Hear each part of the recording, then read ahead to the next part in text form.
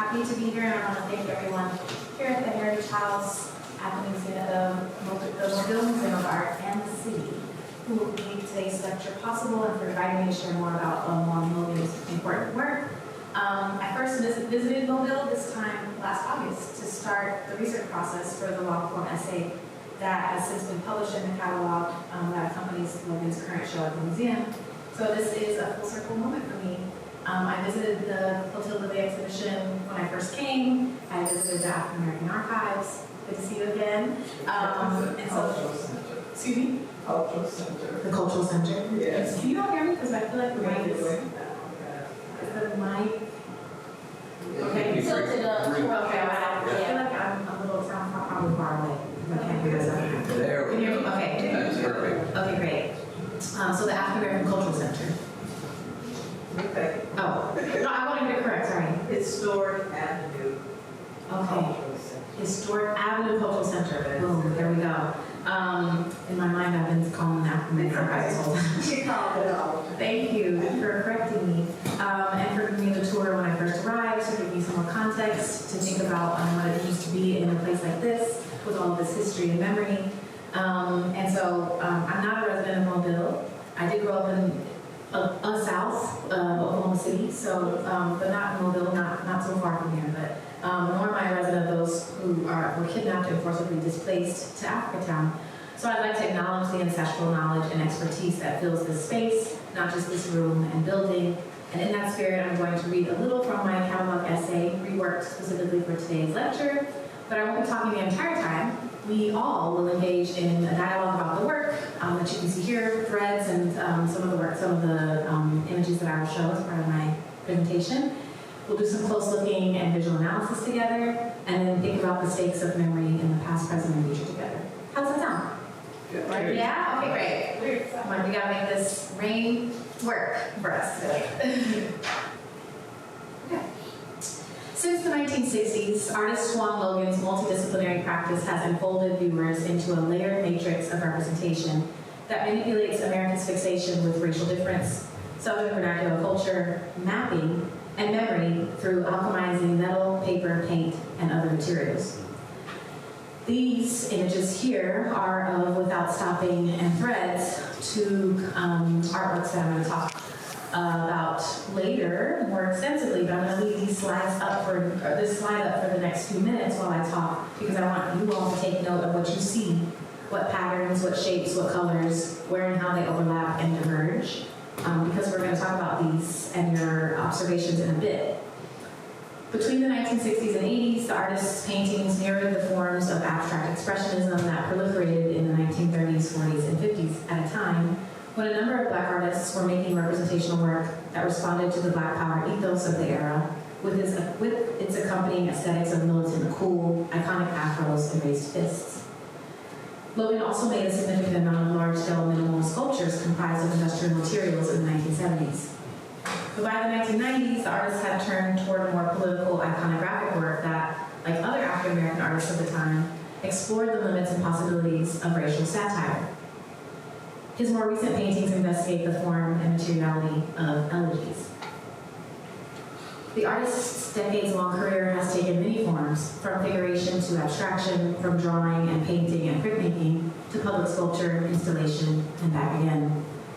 His more recent works coalesce into notations and scores that constitute a grammar of remembering the past, present, and future. Through equally suggestive machinations of each medium and its thresholds, Logan conceals the foundations of his own artworks, covering the underpainting multiple times over, for instance, an underpainting that is always significantly Black. He also regularly embeds symbols, clouds, boats, heads, into his two-dimensional and three-dimensional compositions. Of these forms, the head is the most repeated and recognizable. For Logan, it is the space of intellectualism and imagination. Throughout his oeuvre, the head becomes patterned dots, fabric, seeds, stencils, stickers, stamps, and eyes. Enigmatic and iconic, a 1967 painted self-portrait anticipates a 1972 photograph of the artist that later morphs into Aunt Jemima.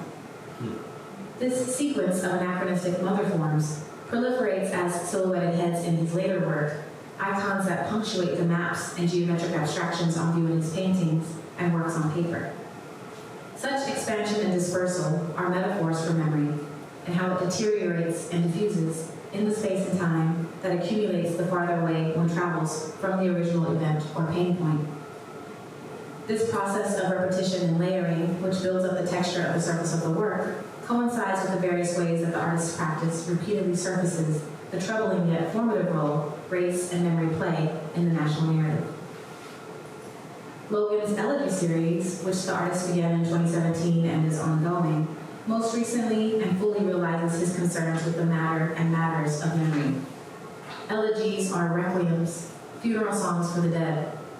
Logan makes elegies for the living that revive lost and fragmented memories and that forecast systems of knowledge for future generations. Each composition is a blueprint for navigating spatial constraints, from the frame of the artwork to the natural and built environment to the mind and imagination. In the series, specific colors, shapes, and lines become ciphers for historical and contemporary places, people, and events. Okay, let's get into these observations. This is where you get to talk to me and each other. What do you see? Actually, yes. Turn to the person next to you, introduce yourself if you don't know each other already, and talk about what you see, what you're observing. Who would like to share a little nugget of what you discussed with your partner or group? My partner sees. What did you talk about? Yeah, what did you all talk about? She called them argyles, the little yellow diamonds. Yeah. Just as a way to identify, and then she sees the black powder. This is the fifth year? Yeah. That's a really interesting, I love that observation. I was like, oh, I didn't see that. And this is the wrist here? Yeah. Yeah. Okay. And then that motif is carried over into this other one also. Here, yeah. Yeah. Great, yeah, so you see some kind of like mapping from here to here. Yep. Some translation, yeah. What else? What else came up in your discussions? The head is. This here? Do you see other heads around? Right next to it. This one? Yeah. Yeah, so there's a whole background, these smaller ones here. Anywhere else? Over here, the outline here. Okay. And the tiny ones and all the different patterns. Here. These are all, okay, yes, the here and here. Mm-hmm. Great, we're gonna talk more about that. What else? A garden, Where do you see a garden? Here? the rose. This right here? Yeah. Oh, I love that. Yeah, like a farming pattern. Okay. Or agricultural rows, I guess, yeah. What else?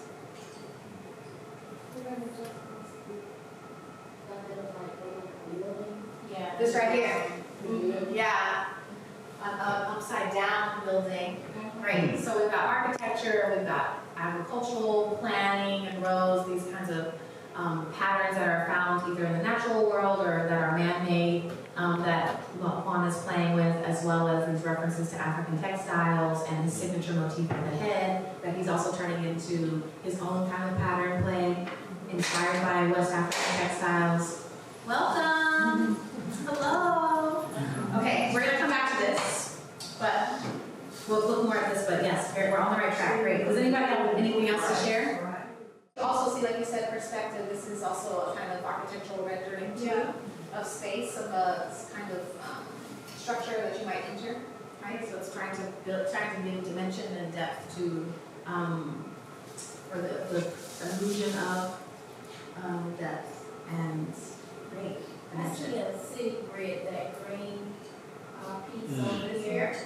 Looks like the Africatown city grid. Okay, great. We're going to talk more about that. But I want to tell you a little bit more about the LED series and how Juan has been working for the last 8 years now on this series, and the kinds of things that he was exploring and how he came to make Without Stopping in Threads as part of that series, as an extension of that series. Against a fiery red background populated with almond-shaped eyes, a beige trapezoid in Elegy 1 from 2017, floats above a striated, oval-shaped pool of cobalt blue that simultaneously evokes bodies of water and the vessels we use to traverse them. Inside, clouds hover beside a black silhouetted head positioned at the trapezoid's left edge.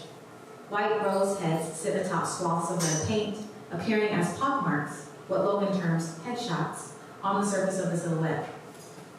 Two smaller heads comprised of tan and beige puzzle pieces sprout from its top and right side.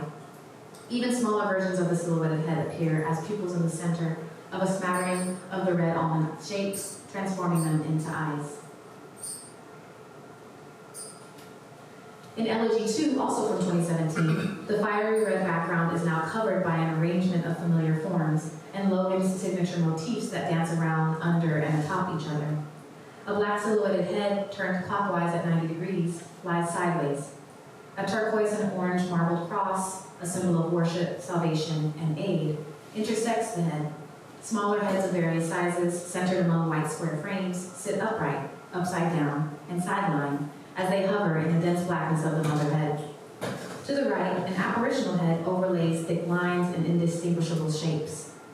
Thinner lines connect small black heads on the surface of the ghostly white form, creating a constellation that mediates viewers' access to the barely perceptible shapes underneath, as well as the diagrammatic function of the vectors themselves. The grid in the center of the composition behaves similarly. Suspended between foreground and background, the grid's thin white lines create a barrier that outlines and reinforces certain shapes while bifurcating and separating others without any apparent logic. At the bottom, two thick lines punctuated with small black heads stretch across the canvas. Taken together, the elements of Elegy 2 resemble a flag, but the kind of nationalism on display is not conventional or even immediately clear.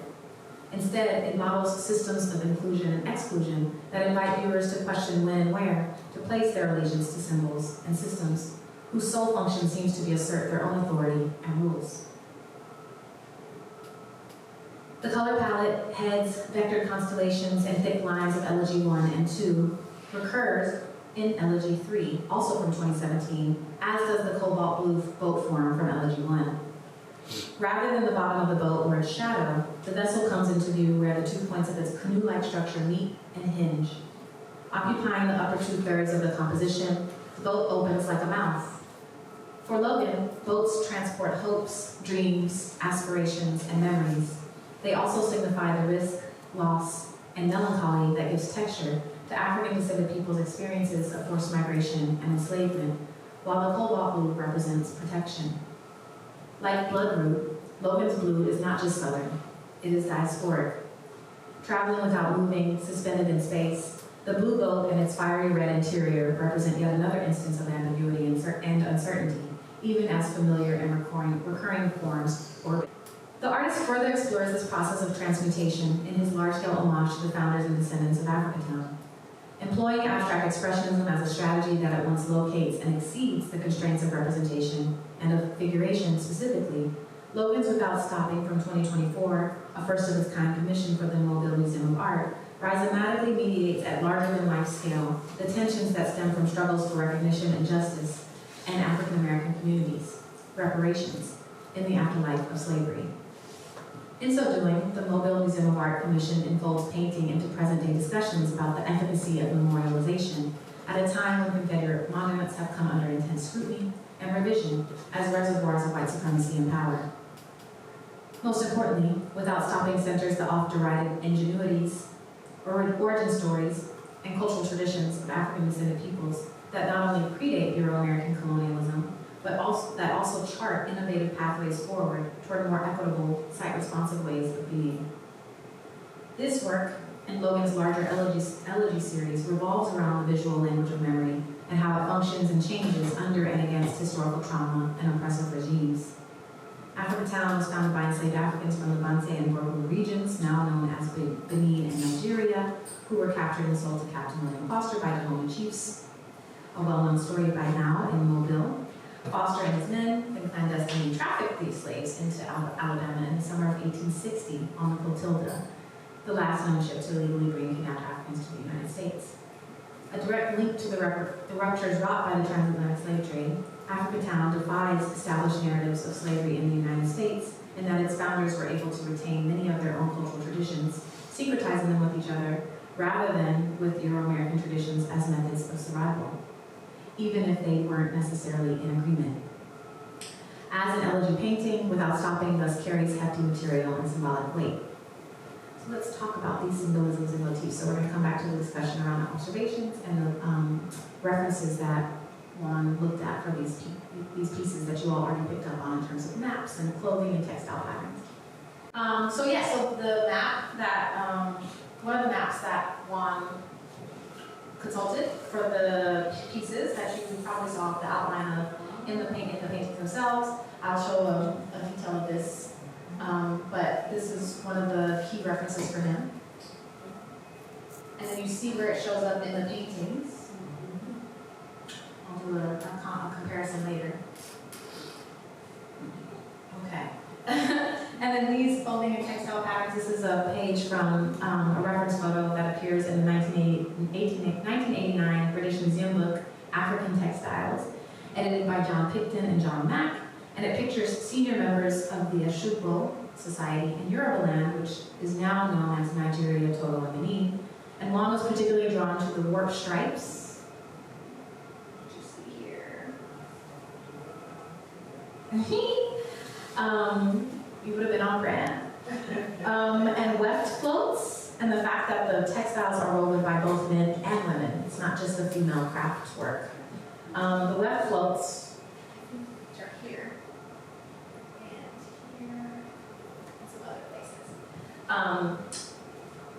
are when the crosswise yarn travels over multiple lengthwise threads, creating a pattern of raised edges or lines on the fabric that is actually manipulated by a tool that is made to pull those threads out and to make certain shapes and textures come to the surface in a way that's beyond just the threading or the regular kind of result of the weaving. This technique is used in various weaves like a waffle weave or a satin weave for those who are makers in the building. And then Juan's own process. Again, we were talking about these kinds of resonances with textiles and patterns, but Juan also turns those signature heads into stencils that he then turns and manipulates and rotates into at varying degrees that become this overlap where the head form is sort of lost and made anew into a flower form or something else that you might see. A cluster that is another result of the layering process. So you see the grid. What do you notice about the way that Juan has transformed that grid in the painting? It is reversed. Correct. It's flipped, right? And even the painting itself is two canvases side by side, so it's technically a diptych. And it also kind of resembles the open face of a book, right? When you open a book and kind of play it flat. So even that kind of gesture says a lot about revelation or what we're supposed to peer into and encounter in the work, right? The kind of process of not only discovery but knowledge production, as well as traditions that are being passed down and into the future.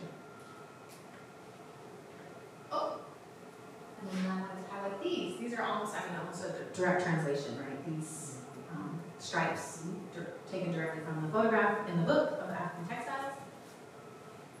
This one also has half of the map annotated, and then you see from the stenciling that he's made, and the way that he's again mapping and translating those between words.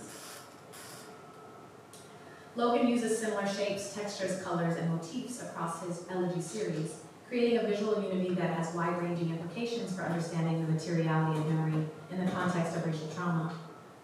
Cognitive and spatial mapping are entwined for Logan. Born in Tennessee and raised in North Carolina, the artist draws on his own lived experience and the complex histories of American cities that contain once segregated places of fugitivity and leisure. In Lincoln Beach of 2008, for example, Logan reimagines a once popular blacks-only lakefront amusement park and beach in New Orleans that was forced to close in 1964 due to a court order. Cowan Beach in North Carolina, Fort Mills Historic State Park in Florida, and Sugar House in South Carolina have all made their way into Logan's abstract mappings of the relationship between race and space in America. The artist's tools are important here too.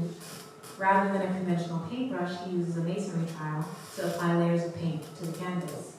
Typically used to lay brickwork, the masonry trowel is sturdy and inflexible. These characteristics of the tool make Logan's use of it as a fine art apparatus all the more impressive. In so doing, he not only builds up surface texture and tension, he also instrumentalizes and mirrors the process of memory. Because of its shape and size, the masonry tool creates uneven swaths and gaps of paint that rhyme with the ebbs and flows of memory and the way it accumulates and erodes at any given moment. Logan's use of abstraction is instructive here as well. Rather than depicting literal representations of historical figures or events or places, the fragmented shapes and textured surfaces of his elegy series mirror the fractured identities of entire communities forced to reconcile the brutally extractive and coercive history of slavery with the ongoing fight for racial equity and justice. In several works from the series, broken forms suggest the irreparability of trauma, while other shapes, such as circles and arcs, signify the cyclical nature of catastrophe and containment, as well as ongoing struggles for recognition and reparation under and against oppressive forces. With every twist of his wrist, Logan carves new vectors and pathways that are open-ended, anticipatory, yet unresolved. In this way, Without Stopping connects Logan's elegy series to the specific context of Africatown, wherein Africatown is not just a physical place, but a symbol of survival and cultural continuity. Although the Clotilda survivors were from very different tribes with their own distinct languages and rituals, they retained their West African customs and languages into the 1950s and banded together to make life under and against legal, spatial, and cultural enclosure. Without Stopping expands on this history, refusing to dwell on the past and instead pointing toward an elsewhere, composed of constellations and vectors of time and being that constitute an alternate universe full of bright color, dynamism, and even hope. As part of Logan's larger elegy series, the Mobile Museum of Art Commission testifies to the legacies of those who endured the Middle Passage, underscoring the potential for art to make memory material in the pursuit of more enfranchised futures for African Americans and their kin. Each work in Logan's elegy series is part of a larger, interconnected narrative and world that visualizes different angles and vectors of the same historical wound, while also speculating on the future and its generational possibilities. Bright yellow, red, and orange hues contrast the cool colors, purples, blacks, and blues, that predominate the more recent works in the series. At the time of the opening, of the exhibition at the museum, it was 2:30. Is that right, John? 2:35. He has far surpassed that right now. Yeah, he goes to his studio every day. This interplay of light and dark, of warm and cool, accentuates the effective range of the work. The deep abyss of loss and melancholy tango with the prospect of communal survival and agency against all odds. Ranges and scale also allow each painting to function both independently and as part of a broader conceptual framework. Some pieces in the series are large and bold, such as Why Without Stopping, while others are more intimate and quieter in scale, such as Threads Here. Despite such variations in size, all of the paintings exhibit a cohesive visual language that binds them together as a series, just as the founders of Africatown and their descendants banded together to make life at home in a so-called new world. This formal unity not only creates continuity, it also reinforces the conceptual weight of Logan's themes regarding memory and its mattering. Within this context, Without Stopping and Threads illustrate that slavery is not a singular event, but a continual and unfinished process of remembering and mourning, of negotiating and navigating space and time. Who and what deserves to be remembered, and which forms of art are up to the task? For artist Juan Logan, the act and action of painting are forms of social critique and even protest with regard to the limits of trauma and how we might transcend its hold on the imagination. Juan's process in the studio when making works like this and Without Stopping, that's on all the ones that are on view at the museum, is again a process of layering. So he'll do the underpainting, and then once he starts to build up the surface, he'll cover other parts, and so that's why it looks like collage, except for that it's actually not other materials that he's incorporating into the composition. It's actually all paint. That's not to say that he's never made collages before, but in terms of his painting process and aesthetic, it's made to look like collage. Was Juan aware during the creation process that the paintings, so I saw the exhibit a few times, was he aware that they were becoming optical illusions? Because there are some that are clearly optical illusions, like as you get closer to them, they move, they change colors. There's one, as you walk past it, the color changes. So was he aware of that, or is that a technique that he intentionally used? Yeah, I would say, and John can maybe speak to this better, but Juan is very intentional about everything that he does. There are no accidents. Everything is, I wouldn't say that they're like planned to the T. He certainly lets the work guide him, but it's not haphazard or like, ooh, a happy accident all the time. He's pretty intentional. And I would say that, again, thinking about his own trajectory and all the different kinds of genres he's played with over the course of his career, 60 years, 70 years now almost. He is invested in, I wouldn't say tricking the eye, but kind of. I mean, you kind of see him playing with the viewer, right? With the stencils and the patterns, and he's like, oh, like kind of like a game of, catch me if you can. Catch the references, catch the translations, and the things that he's doing with his own language. And it's really a language system that he's building. So yeah, I would say that it was very intentional. I just want to say that I'm amazed with the outline of the historic district, how he used that as his base of using the historic district. Yeah. I would never have thought that. Yeah, it's also, I think, important to note, which is why I was like, what do you notice about it? That it wasn't a direct, like, okay, I'm gonna lift this and put it directly on the canvas. He flipped it, right? And so that act is like the gesture of flipping, like think about not just flipping a page, but also flipping the narrative, flipping the script, like all of those kinds of idioms he's playing with linguistically with the work as well, especially in the context of Africatown. One of the things that I really appreciated about this project was you had an opportunity to visit on the studio. And I'm curious if you could share with the group kind of what that experience was like. Sure. And also the tools Yeah. that he uses. And Yeah. His Juan's studio is in a very high ceiling part of an old cotton mill in Belmont, North Carolina, which is just outside of Charlotte. And he goes to his studio every day. It is full of reference materials, books, images that he's drawing on.